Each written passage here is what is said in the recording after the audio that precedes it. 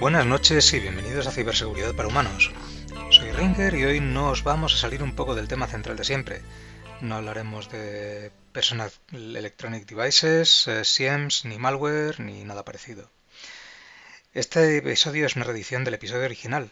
El tema me gustaba mucho, pero era la primera vez que grababa y hubo quejas de oyentes por el volumen. Gracias, Daniel, por cierto. No me gustó cómo lo grabé, encima me estaba costando arreglar y machacar la música del principio, así que bueno, decidí regrabarlo. El tema es sobre redes neuronales e inteligencia artificial. Es una historia que empezó hace más de 60 años y que nos ha traído hasta ChatGPT. A ver, la inteligencia artificial no se inventó ayer. Las IAs de hoy en día son el producto de décadas de investigación, de bodas pasajeras, esperanzas frustradas y sobre todo una tecnología que por fin ha encontrado su momento. Vamos a conocer la historia de la inteligencia artificial, las redes neuronales, aprendizaje profundo, de la estadística. Y bueno, al terminar este episodio vas a entender cómo se ha llegado hasta aquí, por qué ahora parece que la inteligencia artificial lo puede todo y por qué no siempre fue así. Así que bueno, pues vamos a empezar. Nuestra historia empieza en 1957. Un tal Frank Rosenblatt presenta lo que es el perceptrón. El perceptrón básicamente es una neurona artificial. Es un sistema matemático muy simple. Lo que es el perceptrón, la neurona artificial, es muy simple. Tiene una serie de entradas, tiene un núcleo que procesa esas entradas, a las cuales la neurona le va a asignar un peso y va a devolver una salida. Pues bueno, el perceptrón era básicamente una red que tenía una sola capa y básicamente podía como mucho aprender a reconocer patrones muy sencillos y lineales. Así que, pues sí, en su momento tenía muy buena pinta. Recordad, estamos hablando de 1957. Y claro, en cuanto lo probabas con algo un poquito más complejo, era incapaz de reconocerlo. Entonces, tened en cuenta una cosa, los ordenadores de la época eran una broma, básicamente, entre 100 kHz y 1 MHz. Y básicamente tenían de 4 a 40 kilobytes de RAM. Sí, estamos hablando de kilobytes, no estamos hablando de megas, de gigas, y los kilos también sí que eran kilobytes, pero en kilos de peso no, estamos hablando de toneladas. Éramos unos mostrencos increíbles que ahora mismo cualquier calculadora de hoy en día tiene mucha más capacidad que esos ordenadores. Así que bueno, pues llegamos a que el perceptrón es una gran idea, pero atrapada en la época equivocada. Pero bueno, en 1969 todo estalla. Tenemos a dos personas, que son Marvin Minsky y Seymour Papert. Esos nombres hoy en día son una leyenda, y publican un libro demoledor, se llama Perceptrons. En él demuestran que las redes de una sola capa no pueden resolver problemas no lineales. Es decir, lo que está diciendo básicamente es que el perceptrón de Rosenblatt básicamente no vale para nada. Es decir, ahora veremos por qué razón, cómo es que, a pesar de que esta demostración matemática, que es correcta y está muy bien hecha, y es cierta, por qué razón no se aplica hoy en día y por qué hoy en día tenemos lo que tenemos. Por aquel entonces no existía el backpropagation, es decir, no teníamos un método para entrenar redes con múltiples capas. Eso marca una diferencia crucial. El veredicto era clarísimo. La inteligencia artificial no vale para nada útil.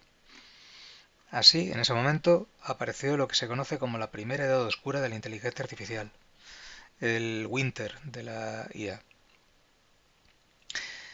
Bueno, pues resulta que eso duró cerca de 15 años.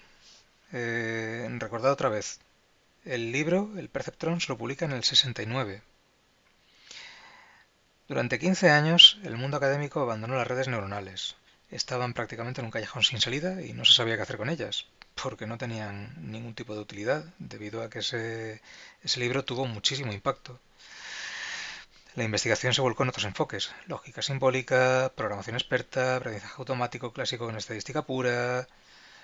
Pero bueno, en 1986 se empiezan a cambiar las cosas.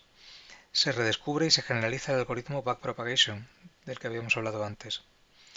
Es un algoritmo que permite ajustar pesos en redes profundas. Luego hablo sobre lo que es. Ahora en este caso ya sí que se podían utilizar varias capas y con el suficiente entrenamiento las redes neuronales podrían aprender cosas bastante más complejas. Es decir, la limitación del perceptrón, una sola capa, había sido completamente superada. Ya no tenemos la limitación de una capa, ya no tenemos la limitación de limitarnos a problemas lineales y podemos resolver cosas bastante más complejas. Es decir, estamos hablando de que ya se estaba dando el primer paso a lo que conocemos como redes neuronales hoy en día, inteligencia artificial. En ese momento es cuando empezó de verdad el resurgir. Y en ese momento tenemos un nombre clave, Jan LeCun. Hoy en día os sonará seguramente porque está bastante activo en redes sociales, en X o Twitter o como se llame. Y ahora mismo es el científico jefe de inteligencia artificial de Meta. En 1988 fue uno de los pioneros de la inteligencia artificial. Empleó redes convolucionales, las CNNs, para reconocer dígitos manuscritos entrenadas con el backpropagation. Eso fue un paso enorme, pero enorme.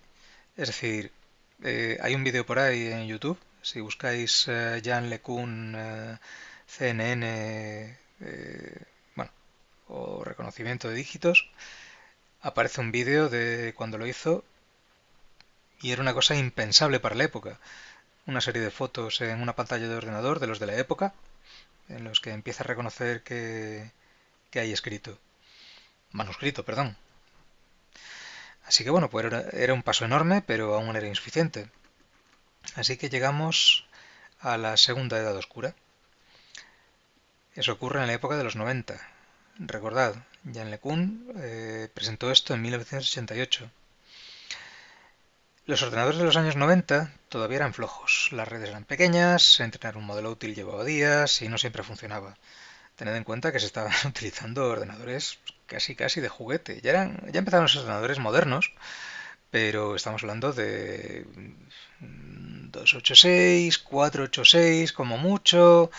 Las tarjetas gráficas, vamos, era la que venía integrada en placa y da gracias. O sea que por aquel entonces todavía no habían salido ni las Voodoo, ni las Matrox, ni nada parecido.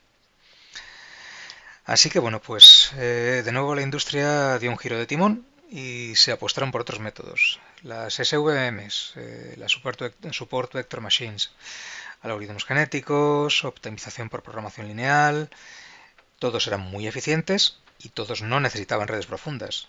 Ese fue un problema, porque si no hubieran sido tan buenas, posiblemente se hubiera seguido apostando por las redes neuronales. Así que, pues, eso las volvió a condenar, el segundo Winter de las redes neuronales. Volvieron otra vez al cajón de la historia. Bueno, pues en este punto tengo que contar parte de mi historia personal. Yo en 2010 empecé mi máster en Teleco y la especialización que hice fue precisamente en procesado de señales. Bueno, tengo que decir, todo esto dura aproximadamente desde los 90, desde que Jan LeCun presentó las redes convolucionales, no hubo mucho avance, no se sacaron muchas más cosas, con los métodos que se habían presentado antes, los que he mencionado, se estaban sacando cosas muy chulas. Entonces, esto dura aproximadamente hasta bueno, aproximadamente no, esto dura hasta el 2012. Estoy hablando del 2010. Yo en 2010 empecé mi máster en Teleco y la especialización que hice fue en procesado de señales. Era un máster propio de nueva creación y supuestamente se estaba enseñando lo que es la punta de lanza de la tecnología por aquel entonces. Todas las asignaturas de especialidad se basaban en Machine Learning. El tema de redes neuronales solo se vio en un tema de una asignatura y era simplemente un clasificador. Si tú la entrenas para descubrir perros en fotos, te descubre perros o no descubre nada, pero no te va a distinguir un árbol. Si quieres un árbol, entrenas una red para que vea en lugar de perros árboles.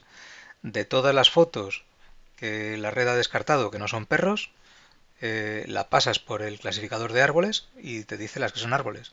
Así que empiezas a hacer un clasificador en cascada para encontrar lo que quieras, lo cual es completamente no funcional, vamos.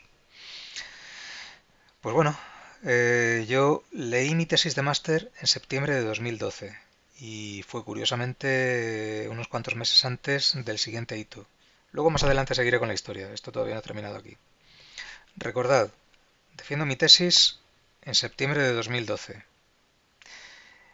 pero las conferencias NIPS, que quiere decir Neural Information Processing Systems, del 3 de diciembre de 2012, aparece una red llamada AlexNet y gana la competición ImageNet con un margen brutal.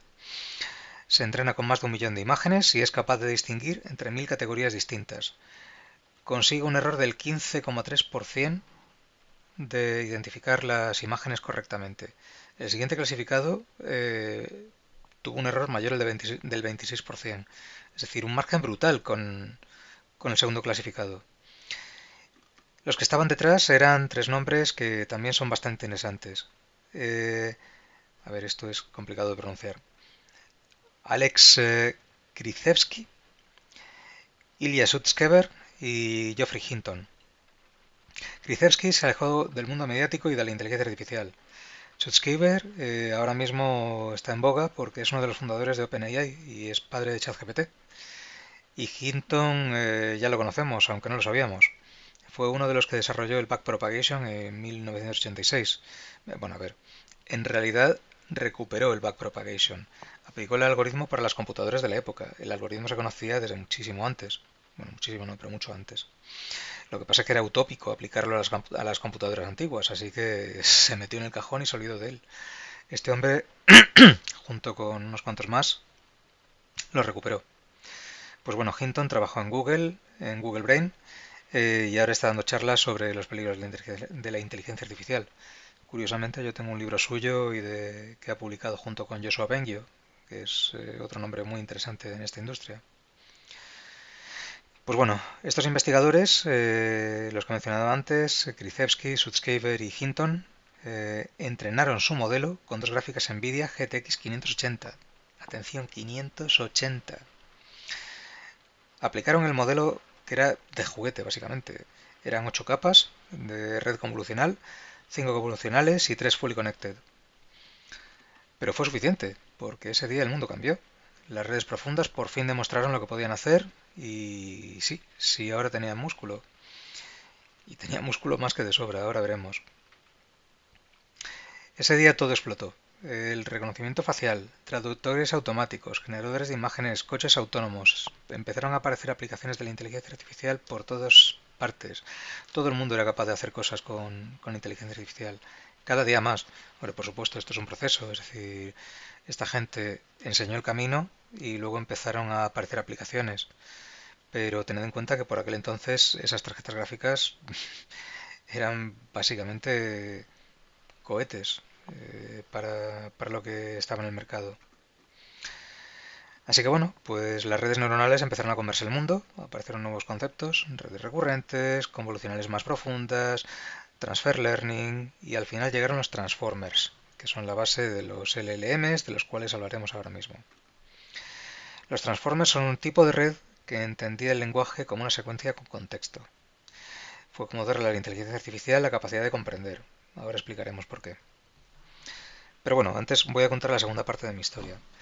En 2012, después de defender mi tesis de máster, hablé con mi profesor de la asignatura de procesado de señales, el que me explicó las redes neuronales, precisamente, y que luego posteriormente sería mi tutor de tesis doctoral, Roberto, que le guardo un cariño increíble. Y no es irónico. O sea, a ver, al meterlo en esta parte parece que lo digo con sorna, pero no sé si de verdad le quiero muchísimo. Es una persona increíble, muy, muy inteligente y no tengo más que palabras de elogio hacia él. Pues bueno, la cuestión está en que en 2012, cuando defendí la tesis, quería hacer el doctorado y además aplicarlo a procesar datos aerolásticos. Así que le pregunté si era posible emplear redes neuronales para eso. Me dijo, pues lo que se sabía en la época, que me olvide, pasa del tema. Son clasificadores y nada más. Recordad, estamos hablando de septiembre de 2012, 2 meses antes de que un equipo de cracks publique sus investigaciones, que fue eso en noviembre de 2012. Incluso hubiéramos querido, el hardware que se utilizaba es que era, por aquel entonces, era de la NASA comparado con lo que teníamos a nuestro alcance. Así que empecé a trabajar en mi problema utilizando optimizadores clásicos. Otra vez más, en 2012. No me quería matricular aún del doctorado porque aún trabajaba y ya me costó bastante sacarme el máster como para encima meterme en un doctorado. Así que no quería quemar años, sabía que me iba a llevar tiempo y como tenía un límite de años para terminar el doctorado, pues prefería dejarlo en stand-by. Investigar por mi cuenta, pero ya me matricularía. En 2015, más o menos la investigación que llevaba ya estaba suficientemente madura como para poder decir, bueno, pues ya tengo algo para meterme en el doctorado y me matriculé en el programa.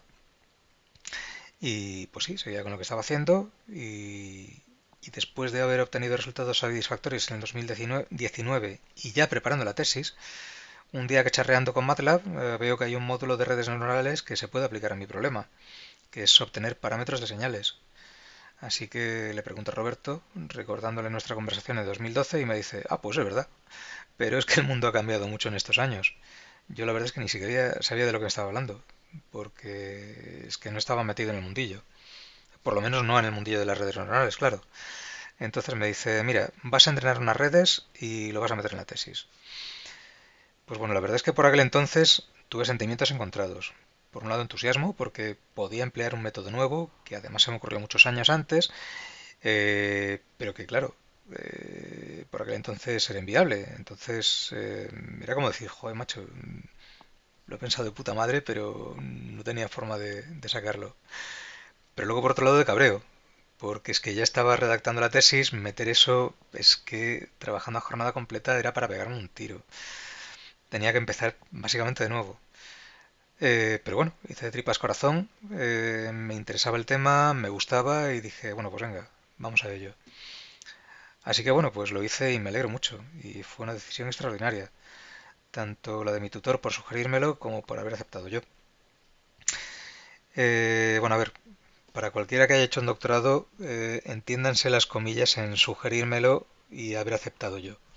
Por aquel entonces, cuando te estás enfrentando a tu tutor de doctorado y estás en esa situación, es como si Sauron le sugiera a un desgraciado orco que coja su garrote y se enfrente a un contingente de enanos. Es ese nivel de sugerencia del que estamos hablando. Pero bueno, segundo hito en mi vida. Defendí mi tesis doctoral el 22 de septiembre de 2022 y el 30 de noviembre de 2022 OpenAI lanza ChatGPT. Así que bueno, pues el resto ya lo sabes. Pero bueno, llegamos a la parte final del podcast. ¿Qué es ChatGPT realmente? Bueno, pues ChatGPT es un modelo de lenguaje grande, LLM por sus siglas en inglés, y básicamente se entrena con millones de textos para predecir qué palabra viene después de otra.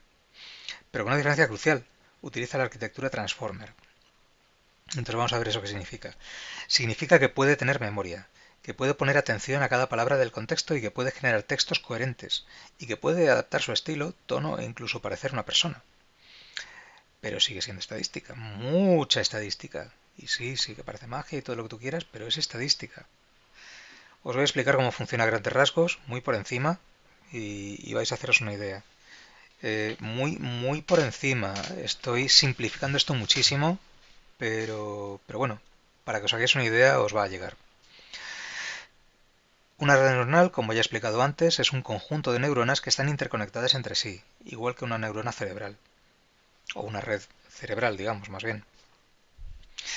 Eh, Tienen muchas entradas, cada neurona tiene muchas entradas, como las del cerebro, y a cada neurona, a cada entrada, perdón, a cada entrada de la neurona le asigna un peso, es decir, un valor por el que multiplica esa entrada para darle mayor o menor importancia.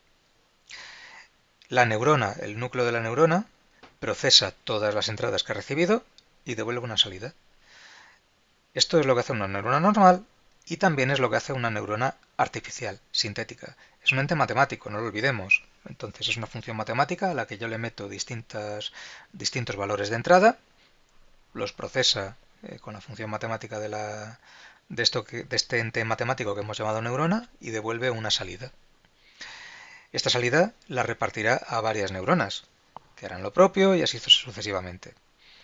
Entonces la red la tienes que entrenar. Cada uno de los parámetros que le hemos metido tiene un peso, una importancia, y esa importancia se la vamos a dar con el entrenamiento. Tenemos que decirle cuánto vale cada parámetro, cuánto vale cada peso de las entradas. Pensad que una red sin entrenar es como un ordenador con el disco duro en blanco, solo que en este caso, en lugar de programar a mano qué queremos que haga el ordenador, a la red, le damos una entrada. Vemos que sale, ajustamos los parámetros internos para que la salida se parezca cada vez más a lo que quiero que salga y vuelvo a realizar el proceso continuamente. De esta manera, al final, después de muchas iteraciones, al final consigo tener algo que cuando yo le meto una entrada me devuelve algo parecido a lo que yo espero.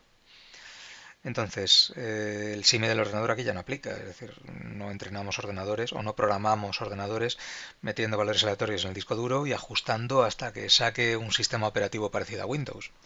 Eso no es así, pero bueno, por eso rompo el símil en este punto. Pero bueno, en el caso de ChatGPT, un LLM entrenado con RedTransformer, perdón, basado en RedTransformer, la forma de entrenarlo es muy por encima y simplificando mucho, repito, estoy simplificando muchísimo, eh, pero quiero explicar esto para dejar un debate abierto más adelante, que es muy interesante, ya lo veréis. Bueno, vamos a ello. Imaginémonos que tenemos una red Transformer y la entrenamos para que escriba cuentos. Mi red va a servir para escribir cuentos. Tenemos un corpus de miles de cuentos para entrenar y todos empiezan igual. Un caballo, pero la tercera palabra cambia. En unos casos es un caballo verde, en otros es un caballo negro. Entonces supongamos que el 80% de los cuentos de nuestro corpus empiezan con un caballo blanco, el 15% con un caballo negro y el 5% restante con un caballo verde. Luego el resto del cuento, cada cuento es distinto y cuenta una cosa diferente, vamos. O sea, se repetirán palabras o no, o bueno. Entonces, la forma de entrenarlo es, cogemos uno de los cuentos y metemos la primera palabra en la red, un. Y la salida que esperamos es un caballo. Y entrenamos la red para que sepa que cuando yo le meto un, me devuelve un caballo. Es decir, la palabra que hemos metido la procesa por dentro y devuelve la misma palabra que hemos metido y la segunda palabra del cuento. Cogemos esta salida, que es un caballo, y la volvemos otra vez a meter en la red. La red la procesa y esta vez la entrenamos para que la salida que esperamos sea lo mismo que hemos metido otra vez más, es decir, un caballo y la tercera palabra de nuestro cuento con el que estamos entrenando. De este cuento, este en particular, estamos empezando con un primer cuento. Con lo cual, como nuestro cuento, el que tenemos en la mano, es un caballo blanco, la tercera palabra va a ser un caballo blanco. Repetimos este proceso con todo el cuento, con todas las palabras. Es decir, cada vez vamos añadiendo una palabra más a la salida y lo vamos metiendo otra vez en la entrada.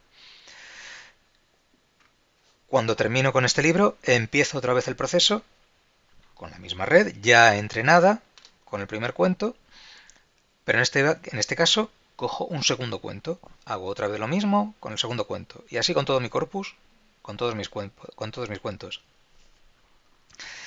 Ahora, cuando ya tengo la red entrenada, yo quiero que me genere los cuentos, que es para lo que ya la he entrenado. Entonces, bueno, vamos a obviar que tengo que inicializar la red, que tengo que darle una orden para que empiece a trabajar. Supongamos que la primera palabra ya me la devuelve. Mágicamente le doy el botón de la red y la red devuelve una primera palabra. Y entonces es la palabra con la que yo inicializo. A partir de aquí, coge esta palabra, la mete en la red y automáticamente empieza a generarme un cuento, porque como yo lo he entrenado para que cada palabra la coge y la mete en la salida, pues va a coger cada palabra. Si yo le meto una entrada de 3 palabras, me va a devolver 4 palabras. Estas 4 palabras las meto en entrada y me va a devolver 5 palabras. Las 5 palabras las meto en entrada y me va a devolver 6 palabras. Entonces, así acaba generando un cuento. Recordad, habíamos dicho que había porcentajes de cómo empezaban los cuentos. Habíamos dicho que el 80% de los caballos eran blancos, el 15% negros y el 5% verdes. Así que nuestra red, como está entrenada con este corpus, el 100% de las veces va a empezar el cuento con un caballo. Porque un caballo, si os acordáis, era lo mismo que estaba en absolutamente todos los cuentos. Con lo cual, indefectiblemente, va a empezar el cuento con un caballo. Ahora, con la tercera palabra cambiará. El 80% de los cuentos que me devuelva será un caballo blanco. El 15% será un caballo negro y el 5% de los cuentos que me genera será un caballo verde. Y el resto del cuento pues ya dependerá del entrenamiento y de cuál palabra sea más probable o menos. Entonces, bueno, pues el cuento cambiará. Eh, Supuestamente. Todo lo que me devuelva va a tener sentido, pero cambiará. Será un cuento distinto basado en una mezcla de todos los cuentos con los que lo he entrenado. Entonces, si os dais cuenta, claramente hay un sesgo en este resultado. Y ojo, puede estar justificado o no. Los sesgos pueden tener una razón inherente, real y justificada, o pueden no tenerla. Y todo esto, pues, hay que arreglarlo o no. En este caso, claramente hay un sesgo que hay que arreglar. Puede que solo haya... Bueno, a ver, que hay que arreglar. Hay un sesgo. Puede que solo haya cuentos de caballos porque estaban de oferta y mi presupuesto no me daba para otro tipo de cuentos, con lo cual es un sesgo justificable porque yo lo he entrenado con una serie de cuentos que no son representativos de los cuentos a nivel mundial. O puede que por la razón que sea, en este mundo imaginario en el que he entrenado la red y yo vivo, pues resulta que los cuentos solo se escriben de caballos y solo hay cuentos de caballos. Entonces el sesgo es normal porque está mostrando la realidad. Así que bueno, pues dicho esto, voy a abrir el debate ahora y me iré haciendo la croqueta. La pregunta es, ¿esto que hace ChatGPT es pensar? Pues a lo mejor es más acertado preguntarnos qué hacemos nosotros para pensar, qué mecanismo cerebral empleamos para pensar. ¿Hacemos lo mismo nosotros que ChatGPT o hacemos algo distinto? Os voy a dar un dato y ahora lo usaremos más tarde. Hay un teorema que se llama el de aproximación universal que dice que una red neuronal con una sola capa y suficientes neuronales, es decir, el perceptrón del que habíamos hablado antes de Rosenblatt, puede aproximar cualquier función continua. Bueno, perdón, matizo, no es el perceptrón de Rosenblatt. El perceptrón de Rosenblatt tenía una sola capa, pero era la que había. Estamos hablando de una sola capa, una red neuronal con una sola capa oculta. Lo he dicho mal, disculpadme. Entonces, con una sola capa oculta y suficientes neuronas, puede aproximar cualquier función continua. Es decir, con una capa oculta podemos hacerlo todo, ¿vale? Este teorema matemático existe y es cierto, y se cumple, y es así. Ahora, ¿dónde viene la trampa? Eh, que necesitas cientos, miles, miles de millones de parámetros. Es decir, el hecho de que una sola capa pueda simularlo todo no quiere decir que sea una cosa factible, por lo menos a corto plazo. Pero bueno, reservamos esta información. Pensemos cómo habíamos interpretado antes una neurona artificial. Hace exactamente lo mismo que una neurona real. Y si no es exactamente lo mismo, es muy parecido. Y es cuestión de tiempo que sepamos exactamente cómo se comporta si no lo sabemos ya. Las interconexiones neuronales, las de verdad, las cerebrales, están modeladas por una red. Es decir, en el fondo, lo que están haciendo es un modelo físico que tú matemáticamente puedes modelar. Si tuviéramos un mapa perfecto de qué interconexión de cada neurona va a dónde, podríamos modelar matemáticamente eso. Lo que pasa es que es inviable. No hay tecnología a día de hoy para poder hacer eso. Así que bueno, pues en este caso las interconexiones neuronales están modeladas por la red, pero atención, por el teorema de antes, el de aproximación universal, al menos sobre el papel, no necesitamos conocer la estructura de red. Basta tener un número suficientemente grande de neuronas para poder hacer lo mismo que el cerebro. Sea lo que sea que haga, a mí me da exactamente igual. Yo lo que sé es que metiendo una sola capa oculta, y si lo complico más, si meto más capas ocultas o meto más cosas, simplifico todavía más el modelo, necesito menos neuronas, pues yo haciendo todo eso, puedo modelar un cerebro humano. Haga lo que sea. Me da igual porque en el fondo el modelo se va a generar solo a partir del entrenamiento, y el entrenamiento lo consigo dando a las salidas, o sea, dándole unas entradas y esperando una serie de salidas. Cuando en el futuro de la humanidad tengamos una red suficientemente grande con una masa crítica suficiente de neuronas, eh, el resto de procesos cognitivos que está realizando un ser humano son cosas que se pueden modelar matemáticamente. Claro, a no ser que interpretes que el pensamiento te da algo que llames alma o que tengas intervención divina o lo que sea, pero si vamos a lo que es físicamente, a lo que físicamente tenemos dentro del cráneo, se puede modelar matemáticamente y es cuestión de tiempo que tengamos suficiente número de neuronas para poder hacerlo. Así que abro el debate que le había hablado antes. Esto es pensar, lo acabará siendo en un futuro no muy lejano, el futuro ya es hoy. Bueno, pues ya terminamos. Hemos hecho un viaje de más de medio siglo, desde una neurona artificial hasta una red que puede parecer humana, desde los kilobytes hasta los gigavatios de potencia eléctrica. La inteligencia artificial no ha aparecido de la nada, ha crecido, ha caído, ha resucitado y hoy está aquí y depende de nosotros usarla bien. Recordadlo. Bueno, pues si os ha gustado este episodio, compartidlo y si no, bueno, pues pensad que alguien podría estar utilizando estos comentarios y estas críticas que me hagáis en los comentarios para entrenar una inteligencia artificial. Así que bueno, pues un abrazo y hasta la próxima.